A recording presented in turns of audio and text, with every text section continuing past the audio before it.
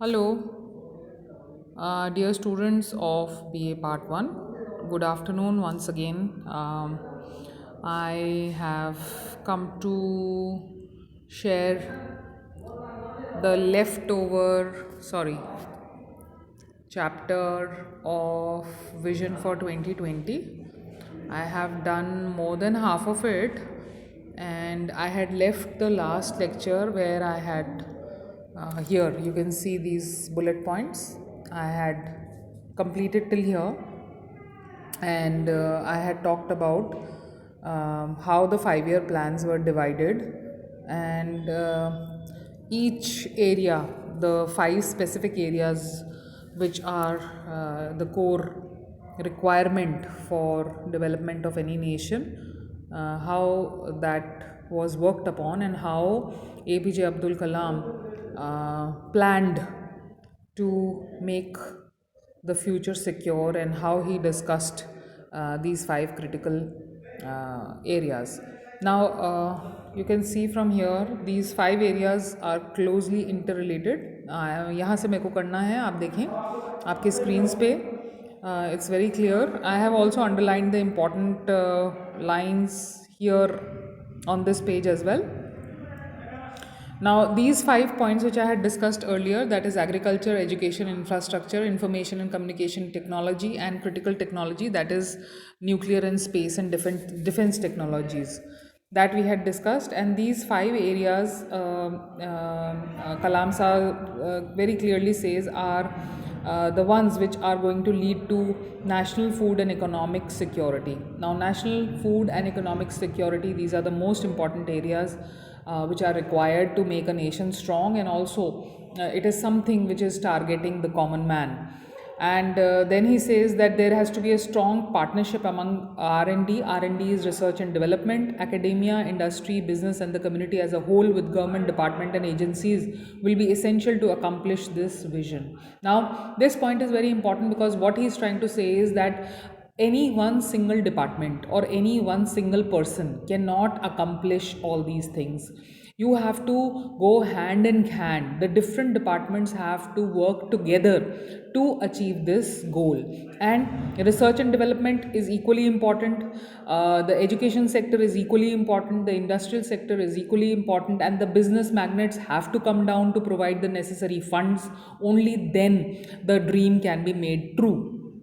And then he goes on to give an example, like in the next line, when he talks about a network of the major rivers, he has given it a title of urban amenities in rural areas. Short form है इसका पूरा PURA. And he says this can be used to create well-being in the rural sector, क्योंकि शहर जो होते हैं, अक्सर शहर के अंदर डेवलपमेंट ज़्यादा होता है, रूरल एरियाज़ में डेवलपमेंट कम होता है. और APJ अब्दुल कलाम, जैसे कि गांधी ने ये बात बोली थी कि अगर हमने अपने विलेजेस को सुधार लिया तो अपने आप ही नेशन जो है सुधर जाएगा, क्योंकि हमारी अधिकांश जनता जो है वो रूरल एरियाज़ में रहती है. और अगर रूरल एरियाज़ पे अपन ध्यान देते हैं, उसके डेवलपमेंट पे अपन कॉन्सेंट्रेट करते हैं, तो वो एक जिसको कहते हैं ना सर्कल वाइज एक रिपल इफेक्ट होता है, जिससे कि पूरा का पूरा देश जो है वो समृद्ध हो जाएगा. As a nation will become stronger. So something similar is being said here by APJ Abdul Kalam. And he says that we should design, हमारी डिज़ाइनिंग इस तरह से होनी चाहिए कि जो बेनिफिट्स सिटी लाइफ में मिलते हैं वही बेनिफिट्स विलेज लाइफ में भी, विलेज एरियाज़ में भी मिलें. अब इसका दो तरफा फ़ायदा होता है कि जो कंजेशन, ये बहुत इंपॉर्टेंट पॉइंट उन्होंने रेज़ करा है कि अभी आप प्रेजेंट टाइम्स में देखेंगे तो जैसे महानगर हैं, जैसे for example Bombay, Delhi, Chennai, all these, Calcutta, all these places are overpopulated because there is a lot of exodus from the rural area, from the villages to the cities, and hence the cities become cramped. The resources also get divided among so many people. So what he is trying to say is that if you make the rural area, if you make the villages strong enough, अगर वहाँ का base आप strong कर देते हैं, जो job opportunities हैं या जो मेडिकल केयर है या जिसको कहेंगे एजुकेशन का प्रोविज़न है, वो सब अगर आप गांव के लेवल पे ही अगर आप उपलब्ध करवा देते हैं तो गांव की जनता क्यों जाएगी फ्रॉम रूरल, अपने घर छोड़कर वो सिटीज़ की तरफ क्यों जाएगी? That is what APJ Abdul Kalam is saying. और ये बहुत ही एक वैलिड पॉइंट है। गांधी का जो पॉइंट था वही चीज़ यहाँ पे रिपीट हो रही है कि हमको अपनी गांव ढानी ढानी जो है उसको इतना अच्छा कर देना है कि लोग सिटीज़ की तरफ अट्रैक्ट ही नहीं हों। अब आप देखें यहाँ पे मैंने कुछ लाइंस वो करी हैं, हाईलाइट करी हैं, इनको प्लीज़ देखिए। I'll just quickly read it. As against a conventional city, say rectangular in shape and measuring approximately 10 kilometers by 6 kilometers, the model considers a ring-shaped town integrating a minimum of 8 to 10 villages in the same area. This model provides easy access to villages, saves transportation time, cuts costs substantially, and is more convenient for general public. Such a model of establishing a circular connectivity of rural village complexes will accelerate rural development process by empowerment. Now this whole passage is extremely important क्योंकि वो एक बहुत viable सा plan chart out कर रहे हैं। बहुत अच्छी बात वो बोल रहे हैं कि instead of being in squares, divided into squares, अगर हम एक सिटी के साथ 8 या 10 गांवों को जोड़ दें, आप सर्कुलर उसको कर दें, एक जैसे पानी के अंदर अपन एक पत्थर मारते हैं, कंकर मारते हैं, तो आपने देखा होगा कॉन्सेंट्रिक सर्कल्स बन जाते हैं उस पानी के अंदर। सबसे छोटा गोला अंदर, फिर एक थोड़ा बड़ा बाहर, फिर ऐसे करते करते करते बाहर तक एक बड़ा सर्कुलर फॉर्मेशन जो है वो हो जाता है। उसी तरह से वही एग्जाम्पल देते हुए वो समझा रहे हैं कि 8 या 10 विलेजेस को आप कॉन्सेंट्रिक सर्कल्स में जैसे इस्टेब्लिश करते हैं या कॉन्सेंट्रिक सर्कल्स में उनको कनेक्ट करते हैं, तो automatically connectivity between the city and the rural area will become better. And also जैसे सेंटर्स बना दो, आप छोटे छोटे सेंटर्स बना दो, तो कहीं पे भी उनको अपना माल बेचना है तो बहुत दूर महानगर तक जाने की ज़रूरत नहीं पड़े। वो काम उनका जो मेन सिटी है जिसके वो नियरेस्ट हैं वहीं पे उनको वही दाम मिल जाए, वही सुविधा मिल जाए, वही एक्सेसिबिलिटी हो जाए जो उनको बड़े शहरों में होती है। So he says that we can have this kind of a model. एक सर्कुलर कनेक्टिविटी अगर हम करते हैं तो सारे के सारे जो विलेजेस हैं वो इम्प्रूव हो जाएंगे, the growth in these areas will accelerate and development जो होगी वो बहुत जल्दी आगे जिसको कहेंगे quickly there will be development and everybody, her sector her level तक जो एम्पावरमेंट है, जो इक्वालिटी है, जो फैसिलिटीज़ की अवेलेबिलिटी है वो हर लेवल तक पहुंच जाएगी। देन ही इसके नेक्स्ट जो 8वां पैराग्राफ मैंने आपको बताया उसके आगे आप देखिए जहाँ पे यंग लोगों की वो बात कर रहे हैं, क्योंकि आपके देश के अलग अलग जो रिसोर्सेज होते हैं उनकी अलग अलग महत्व होता है। और जहाँ पर अपन देखते हैं यूथ, यंग लोग, यंग एडल्ट, जैसे आप लोग हैं, आप लोग भी और यंग एडल्ट्स, तो आप हमारी इस देश की, भारत देश के आप मैन पावर हैं, बहुत इंपॉर्टेंट मैन पावर हैं, क्योंकि यू आर द वंस जिनके हाथ में फ्यूचर है। अगर आप पावरफुल होएंगे, आप सेल्फ डिपेंडेंट होएंगे, आपको अच्छे जॉब्स मिलेंगे, तो ऑब्वियसली क्या कहोगे, आपकी फ्यूचर जो है इंडिया का वो सिक्योर है। ठीक है। सो ही सेज कि जो नेशन की स्ट्रेंथ है वो रिजाइड करती है नेचुरल और ह्यूमन रिसोर्सेज में। और ह्यूमन रिसोर्सेज जैसा कि अपना इंडिया है, बहुत हद तक बहुत बड़ा पार्ट जो है वो यंग पॉपुलेशन का है। और यंग पॉपुलेशन का जहाँ हिस्सा ज़्यादा होता है वहाँ पे ऑटोमेटिकली देश जो है वो स्ट्रॉन्ग कहलाता है। Because old people they can not do anything, उनके आइडियाज़ भी स्टैग्नेट हो जाते हैं। यंग पीपल हैं जो चांसेस ले सकते हैं, जो आगे बढ़ सकते हैं, जिनमें एनर्जीज होती हैं, जिनमें दिमाग होता है, वो अपना प्लान आउट चॉक आउट इस तरह से कर सकते हैं फ्यूचर को कि बेनिफिट जो है केवल उन तक सीमित ना रहकर पूरे देश को मिले। They are more enterprising. And यहाँ पे वो बहुत क्लियरली कह रहे हैं कि there are 700 million people below 35 years of age and in the population of billion people. 35 साल की उम्र से कम 70% लोग ऐसे हैं जो 35 साल से कम की उम्र है उनकी। तो आप देख सकते हैं that ours is a young nation. We can also call our nation a young nation that way, that it is full of young people. So more energy is there, more possibilities are there, that people can work hard and make the future of the nation bright. And he goes on to say that India needs young leaders who can change India, who can transform India and convert it into a developed nation. And that all he is talking about in 2002. ये सारी बातें जो हैं वो 2002 के आसपास वो कर रहे हैं, और 2020 की वो बात करते हैं, और वो सोचते हैं कि जो 35 साल से कम के लोग हैं वो अगले 20 साल में तो ऐसा कुछ कार्य कर सकते हैं कि हम जो है वर्ल्ड मैप पर हम दिखाई दें, चमकें. Then he says that the young people, they have vision, they have energy, they have that kind of intellect, they have that kind of exposure, and because IT sector जो है वो भी बहुत आगे बढ़ रहा है, there is a possibility that they can tap it to the maximum and make India a world leader. Then he goes on to ask, पूछते हैं वो कि क्रिएटिव लीडर, आप यहाँ देखिए अंडरलाइन कर रखा है मैंने, what are the qualities of such a creative leader. क्योंकि जब आप आगे बढ़ना चाहते हैं तो एक ग्रुप को आगे ले जाने के लिए एक लीडर की भी आवश्यकता होती है. और APJ अब्दुल कलाम ये कहते हैं कि अब बूढ़ों के हाथ में नहीं, यंग लोगों के हाथ में कमान होनी चाहिए. And very clearly he says कि क्या रोल है इनका. ही और शी, यहाँ देखें ये अंडरलाइन करा है, ही और शी एक्सरसाइजेस चेंजेस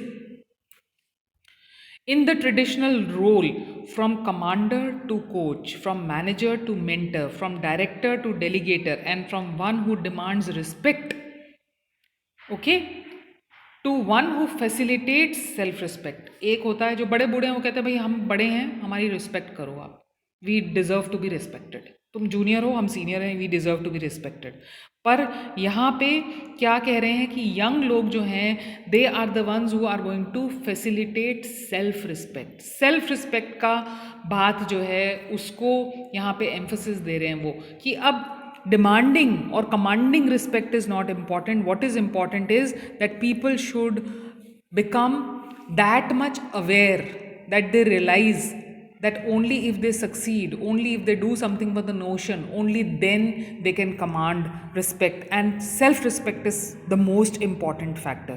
खुद की आंखों में अगर रिस्पेक्ट है, स्वयं को अगर आप रिस्पेक्ट कर पा रहे हैं, तो उससे ज़्यादा रिस्पेक्ट और कुछ नहीं हो सकती. Then he says the higher the proportion of creative leaders in a nation, the higher the potential of success of visions like developed India.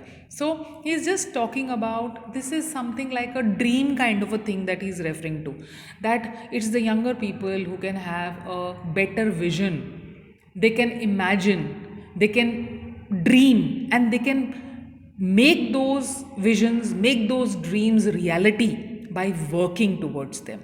The older generation cannot do it, it is the younger generation who can do this. Then he goes on to say that it is the student community that can do a lot.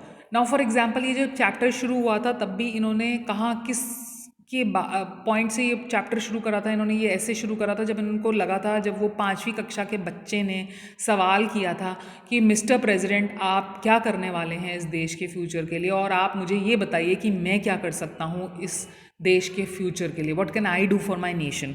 Now he is giving another very small example and he says that the student community can remove the illiteracy of a certain number of people in their area where their schools और houses are situated. जैसे for example आप लोग हैं, आप college में आ गए हैं, आपका एजुकेशन लेवल 12th तक आपका एजुकेशन लेवल जो है बिल्कुल सही है, आपको 12वीं तक की एजुकेशन प्राप्त है.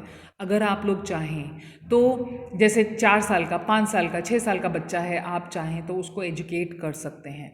अगर अपने लेवल पे छोटे छोटे कदम हम उठाते हैं तो इलिटरेसी की जो प्रॉब्लम है वो काफ़ी हद तक हम उसे दूर कर सकते हैं. आपके एरिया में आपको बहुत दूर कहीं जाने की ज़रूरत नहीं है, आपके अड़ोस में पड़ोस में कहीं पे भी छोटे बच्चे हैं, इलिटरेट लोग हैं, अगर आप चाहें तो थोड़ा सा, ज़्यादा नहीं, 24 घंटे में से मात्र 1 घंटा भी अगर आप समर्पित करते हैं तो there are so many people who can benefit out of this. अभी एक छोटा सा एग्जाम्पल दिया है कलाम साहब ने, लेकिन बहुत रेलिवेंट एग्जाम्पल है, एक बहुत रेलिवेंट कदम है. अगर आप, because you are the youth, you have that kind of energy, you have that kind of time, you have that kind of potential to put in this kind of an effort to you bring about a change.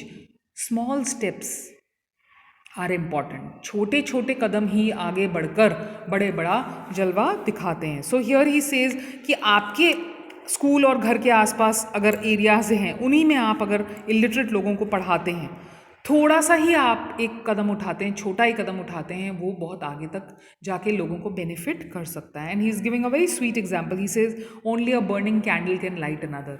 आप खुद स्वयं अगर एक मोमबत्ती जलाते हैं तो उसी से दूसरी, दूसरी से तीसरी, तीसरी से चौथी, लगातार it becomes a chain. So illiteracy can be removed if you people take a small step and move forward. You teach one person, that person becomes educated, he teaches one more person, so on and so forth. That is how वो concentric circles वाला example यहाँ पे भी आप लगा सकते हैं. एक से दूसरा, दूसरे से तीसरा, तीसरे से चौथा. ठीक है.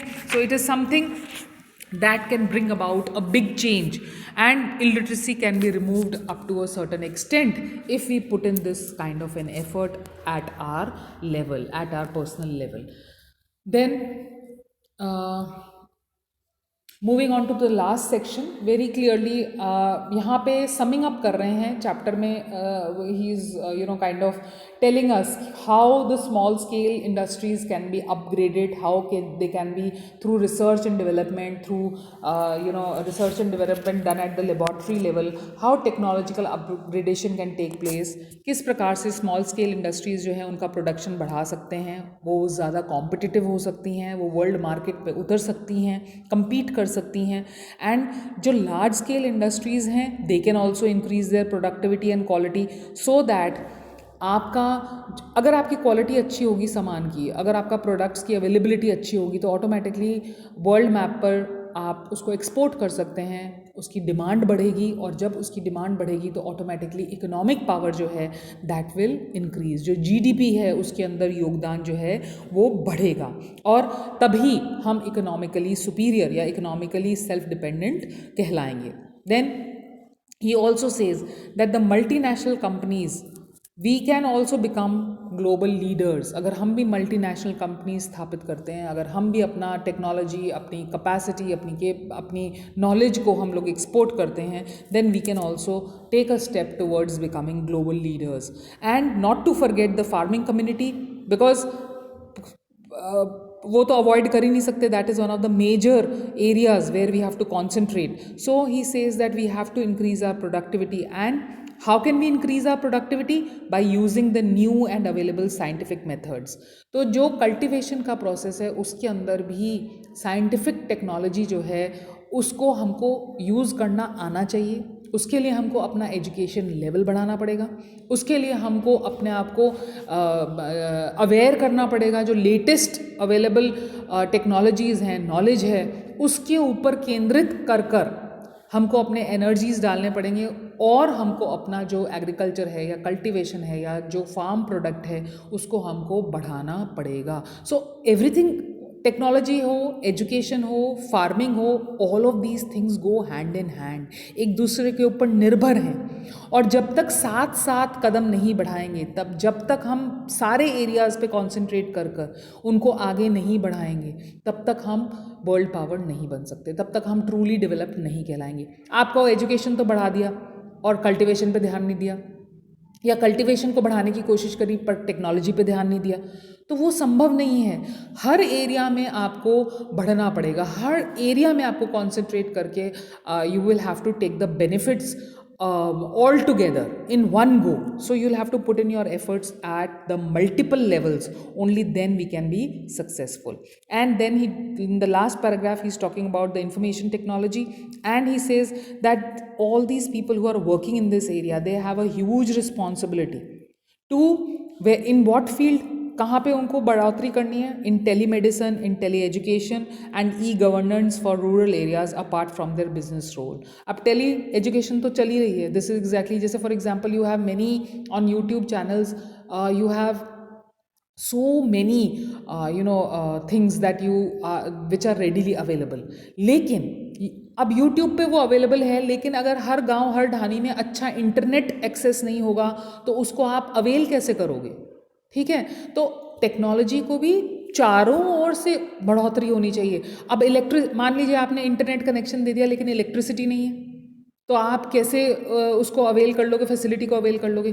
तो आप देख सकते हैं, अब जो भी फैसिलिटी है, भले ही वो टेक्नोलॉजी है, भले ही वो IT सेक्टर है, भले ही वो एजुकेशन है, उस सबको साथ साथ आगे बढ़ना पड़ेगा, हाथ में हाथ लेकर हमको आगे बढ़ना पड़ेगा, तभी हमको पूरा बेनिफिट मिल सकता है। अब इंटरनेट फैसिलिटी भी दे दिया आपने, लाइट भी दे दिया आपने, यूट्यूब चैनल भी दे दिया आपने, लेकिन बेसिक क्वालिफिकेशन, बेसिक एजुकेशन ही नहीं बच्चों का किसी गांव में, तो वो क्या, कैसे पढ़ेगा, कैसे आगे बढ़ेगा?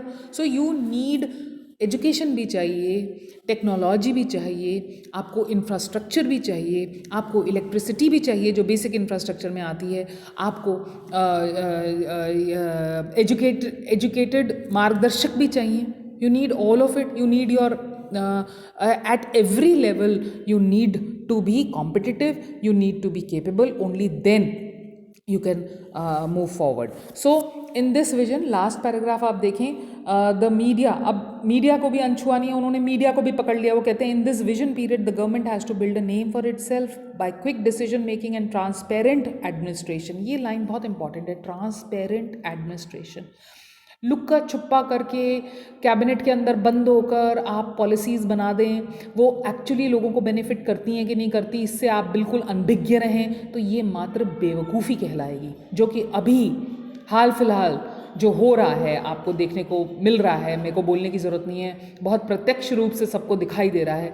तो आपको ग्राउंड लेवल पे रियलिटीज़ देखनी पड़ेगी, आवश्यकताएं देखनी पड़ेगी, उसके अनुसार आपको अपने जो सर्विसेज हैं उसको प्रोवाइड करना पड़ेगा.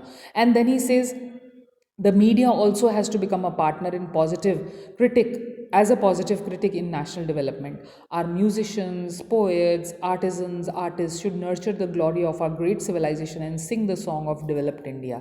This type of motivated environment will indeed lay a great foundation for our vision of transforming India into a developed nation. So in this last line, in this last paragraph, what do you notice?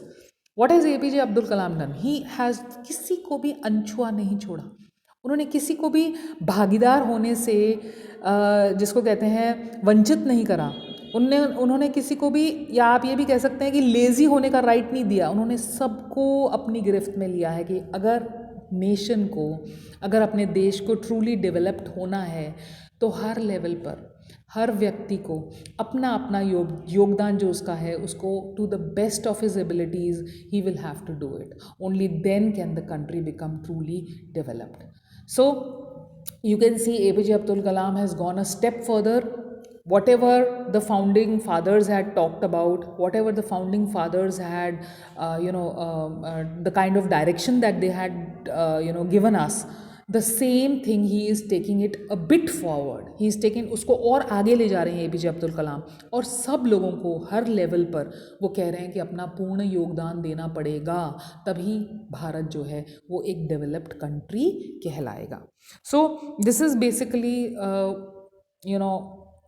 what Kalam साहब is trying to get across, that एक तरह से एक importance दे रहे हैं वो सबको, पूरे तबकों को, पूरे, भले वो टेक्नोलॉजी का एरिया हो, भले एजुकेशन का हो, भले वो एडमिनिस्ट्रेटिव लेवल हो, भले वो टीचर के लेवल पे हो, भले वो स्टूडेंट के लेवल पे हो, भले बिजनेसमैन के लेवल पे हो, भले पोएट के लेवल पे हो, भले किसी आर्टिस्ट के लेवल पे हो, हर लेवल पर वो हर व्यक्ति को इम्पॉर्टेंट मानते हुए, हर व्यक्ति का ये जो योगदान वो कर सकता है उसको इम्पॉर्टेंट मानते हुए वो हमको ये समझाने की कोशिश कर रहे हैं कि अगर आगे बढ़ना है तो साथ कदम से कदम मिलाकर ही आगे बढ़ सकते हैं. किसी एक एरिया पे अपन कॉन्सेंट्रेट करें और बाकियों को छोड़ दें तो वो नहीं, that will not lead to the perfect development. Everybody has to move forward together. Everybody has to put in their best efforts. Everybody has to move forward together. Only then can India become truly developed. Okay, I hope the chapter is clear. आप अपने page पे देख सकते हैं. The meanings have been given here. आप notes में देखें. The difficult word meanings have been given here. Please go through these word meanings. Try to learn them. बहुत डिफ़िकल्ट वर्ड्स तो नहीं है, लेकिन कुछ 2-4 वर्ड्स हैं जो आप लोगों को मुश्किल लग सकते हैं, जैसे एनविसाजेस है या लीवरेज है. These can be a little bit difficult, but even if you write them down 5-10 times you will understand. Meaning सारे क्लियर दिए हुए हैं. The word meanings have been very clearly given on the right hand side. So I hope things are clear what APJ Abdul Kalam is talking about in this chapter. I hope things are clear.